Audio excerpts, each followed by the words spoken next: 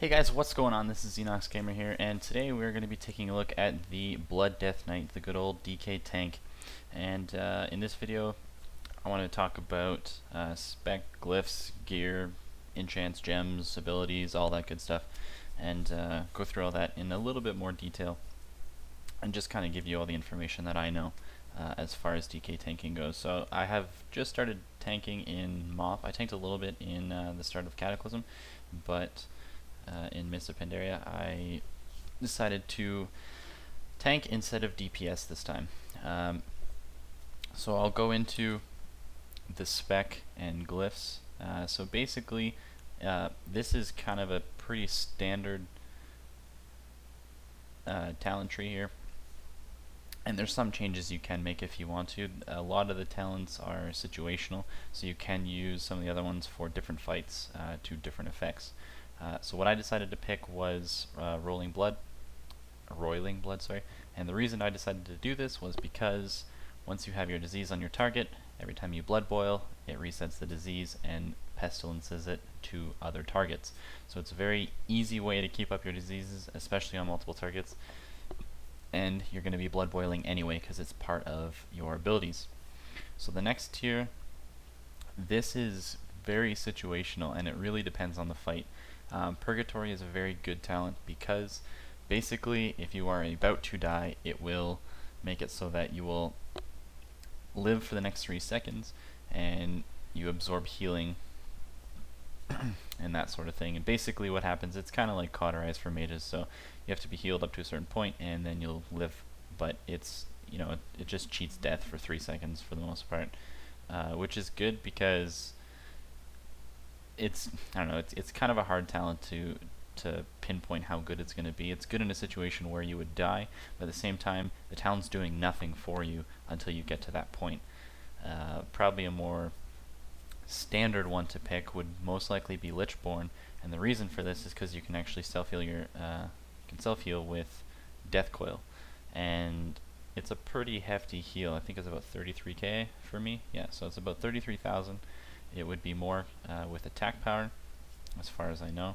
And once you have enough threat on the boss and you're not worried about that sort of thing, you can really turn the Lichborn for that 2 minutes, for the 2-minute cooldown for those 10 seconds into a huge healing for you as well, which is actually pretty good.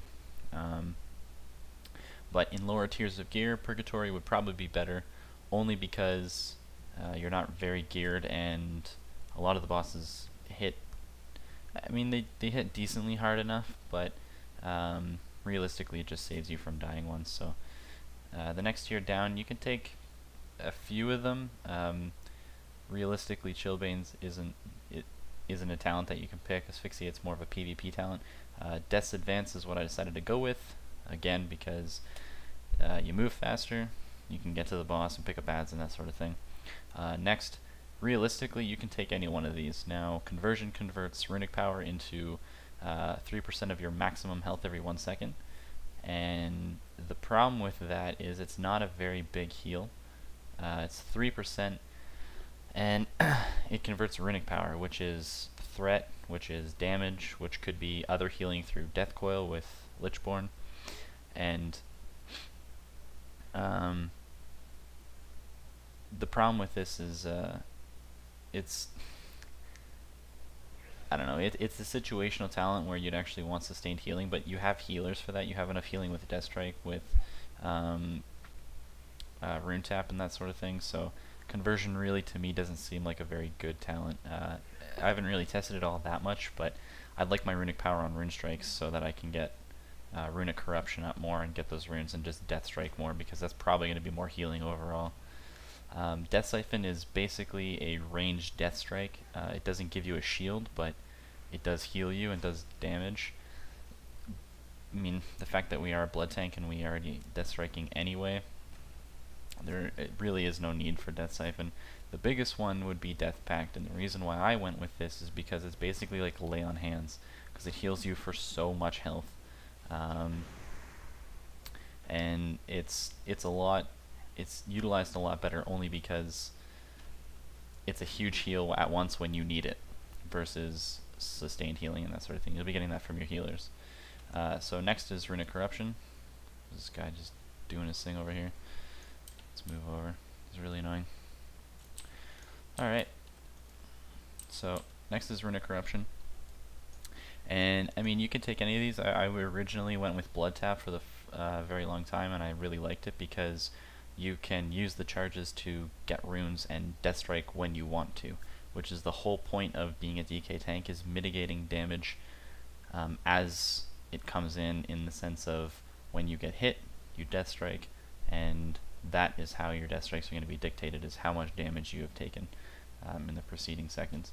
So Blood Tap allows you to get that Death Strike that you want off, or to get those runes so you can Blood Boil and pick up some ads and that sort of thing.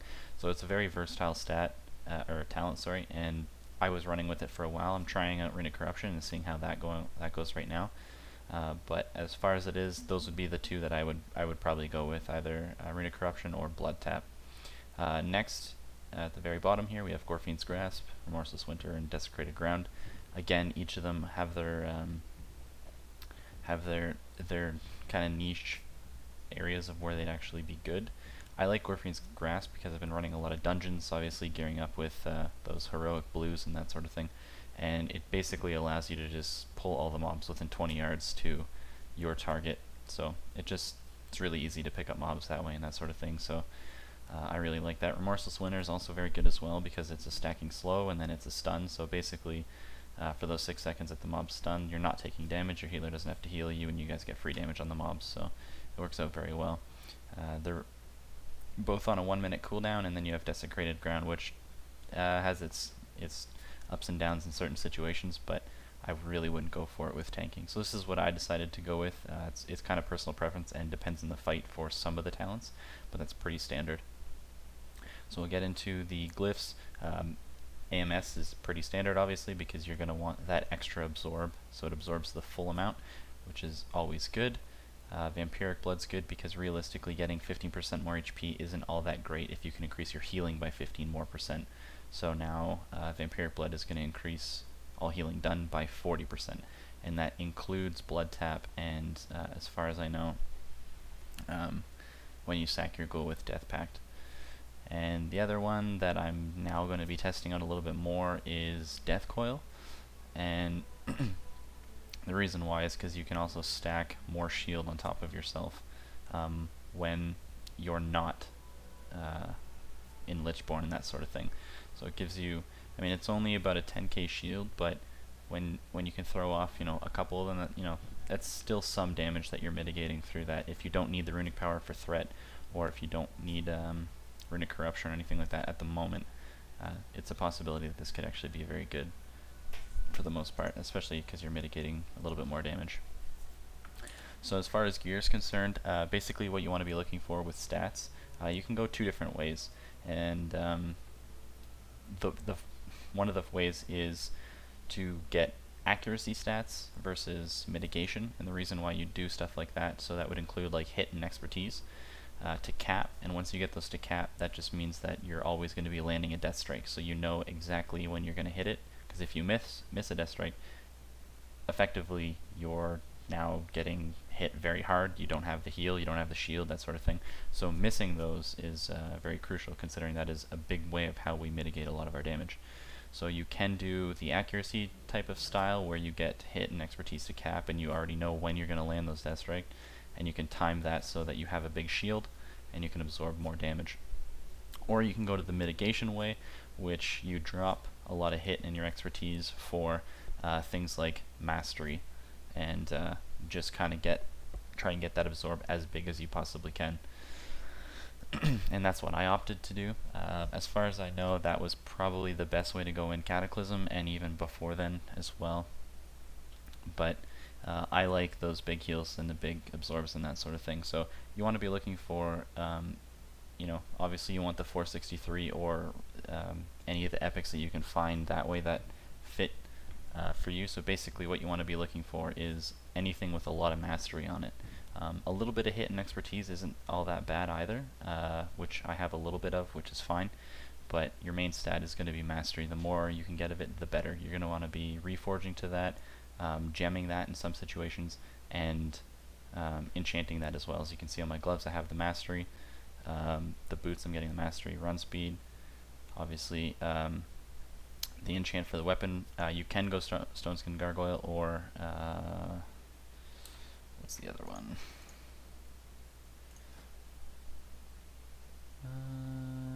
Sword Shattering or Spell Shattering. Yeah. So you can use whatever one for whatever fight, depending on what you need. I usually just stick with Stoneskin Gargoyle because it gives you that little bit more HP and that armor as well. So, and the reason why that's very good is because Death Knights scale very well off health and mastery. I'll get into that in a little bit. But as far as enchants go, 170 mastery to bracers is very good. The flat 300 stam is very nice. You can also go with the 80 plus stats to chest. I went with the 200 stam on my cloak.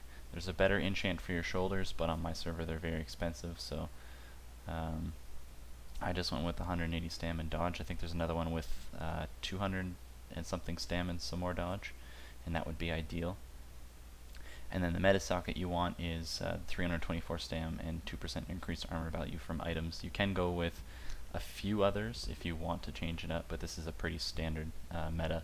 As far as gems are concerned, if you want to get your socket bonus, if it's actually worth it for you, then you can. In this case, I didn't really figure that 60 parry was going to be worth it, considering I could just socket with a flat 320 mastery, and that's ultimately what you want to be doing.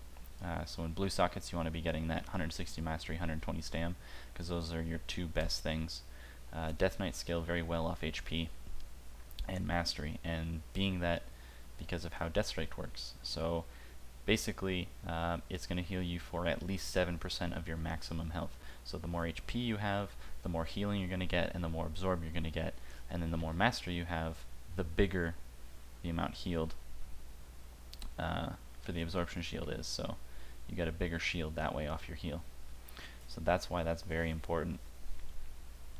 Now, as far as the other two stats for tanking go, for parry and dodge, as far as what I was reading, in Cataclysm I know you wanted to keep them even so that they hit diminishing returns a lot more equally, but in this, parry comes ahead, for DKs anyway, in a lot of situations, because it takes a lot more dodge. As you can see, I have 2400 dodge, and here I have 3300, but the percent difference is huge.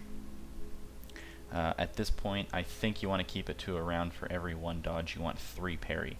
So that's kind of something to keep in mind. I'm still trying to figure out what's the most optimal, but as far as it is, stacking mastery I find is probably the best way to go. So as far as cooldowns and your abilities work, we're a blood tank, so obviously we're going to be in blood presence because we gain the most benefit from that.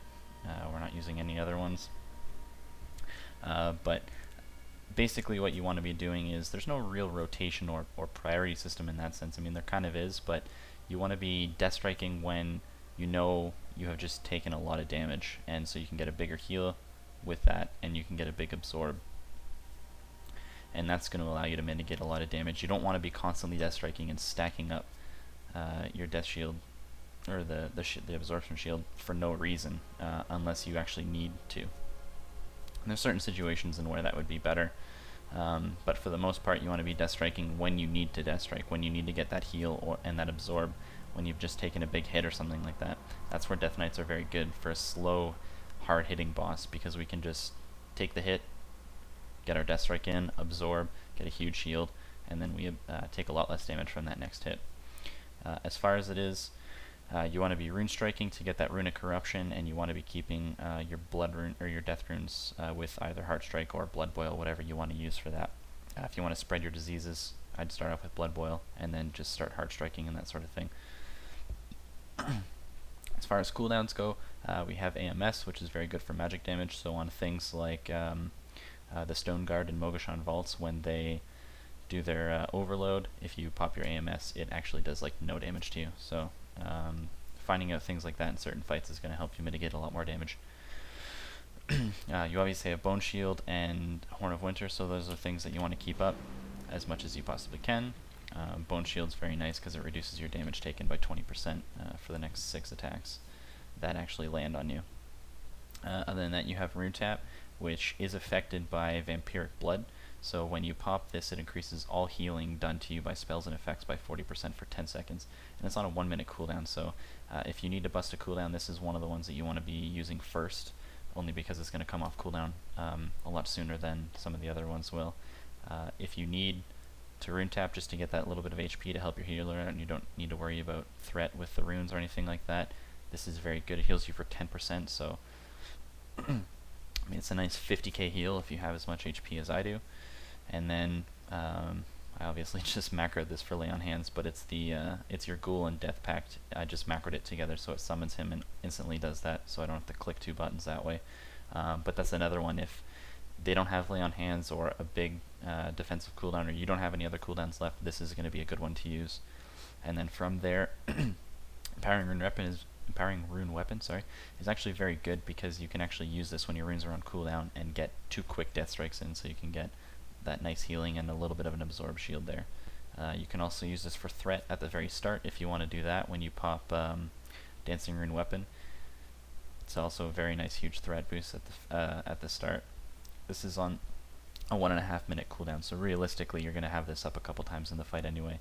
But the one thing to note with this is that it gives you 20% parry, so that's pretty big. So that is actually a defensive cooldown as well.